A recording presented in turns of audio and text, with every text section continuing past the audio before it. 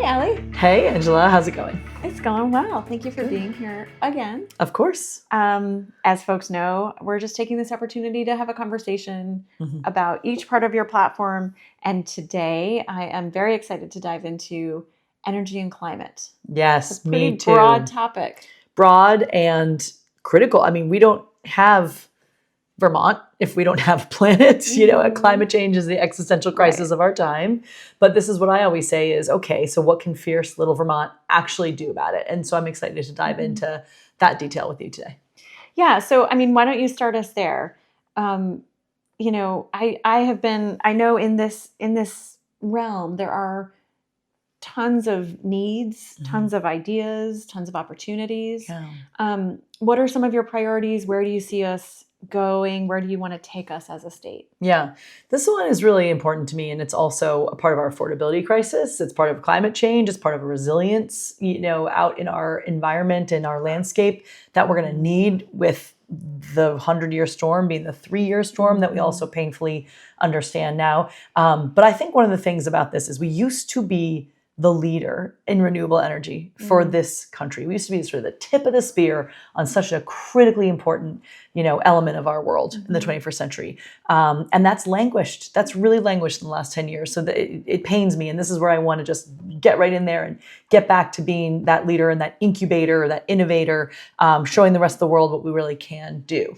And I actually think now's the time for the political climate to be with us so we can go, go, go, go, go. What do I mean by this? What we understand now is our most vulnerable Vermonters are the ones that are stuck at the pump, that are stuck at home with heating bills, with gas bills that they cannot afford because we're at the whim of our volatile president who is going to start a war and then, jack up the cost of oil. So it's our most vulnerable Vermonters who are hurting. Now is the time for us to center this and say, hey, we need to be able to have Vermonters of all income levels move on to cheaper, cleaner energy sources.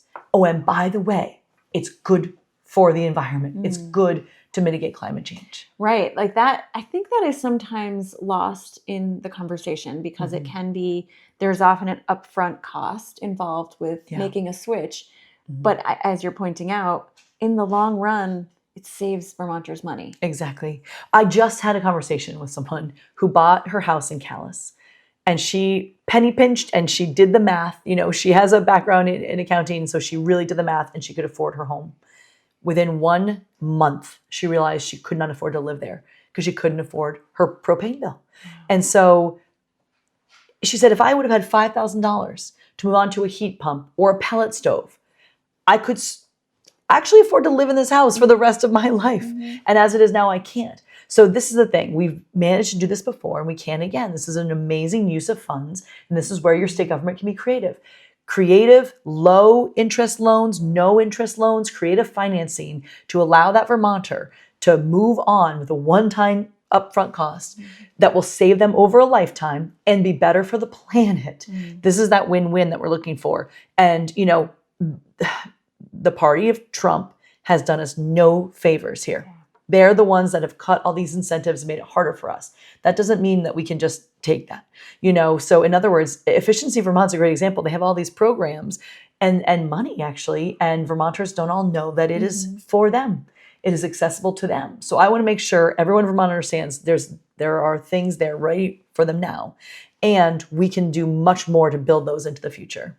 Yeah, and I think I've heard you've talked as well about the business side of clean renewable energy. Yeah. And that there's real opportunity there for Vermont. Huge jobs. This is where people ask me often, what will be the new tent poles of the economy in Vermont moving into the 21st century? And the green energy economy, renewable energy, these are real jobs. They're durable jobs. They're well-paying jobs. And it's everything from roofers to developing our grid technology, batteries, fuel cell. This is what's very exciting. So what can fierce little Vermont do? We can be the incubator. They're going to build this somewhere. I want them to build it here. And we're seeing that already, but let's just support it to go, go, go. So what is the one thing Vermont can do to change the world, right? Make sure Beta Technologies is wildly successful because they have the chance to really revolutionize green airfare, air travel, that would have a massive impact on our emissions as a country and a globe. Yeah. So allow that incubation and that really good energy and creativity to be right here. Support that in Vermont. And then that's how we're investing in our grid. And, every bit of energy that we produce here is energy we don't have to buy from elsewhere.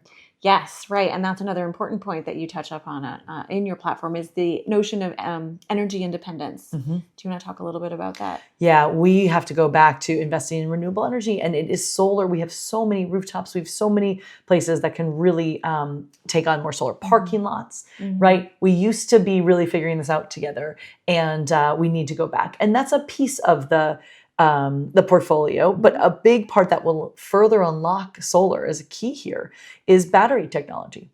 So it's sort of investing in the technologies, understanding how they fit, and also going back to net metering and going back to where you're actually having an incentive to produce this renewable energy because it's cheaper and it's cleaner and it's better for the world. Yeah. And can you, oftentimes when we're talking about energy needs, environment and climate needs, we eventually get to housing needs. They are intricately intertwined. And you've said before, it used to be one department. Oh my gosh. Development and energy, was it? It used to be the Department of Development and Conservation. Okay. Which is really interesting, right? Yeah. Because these things are interconnected.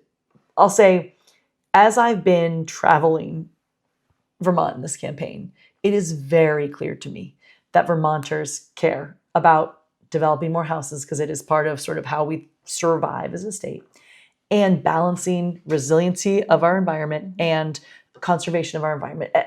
Almost everyone I speak to truly believes in these two things. It's what makes Vermont, Vermont, and it's sort of the right way to approach this. But we can hold these things together. That's what's amazing to me.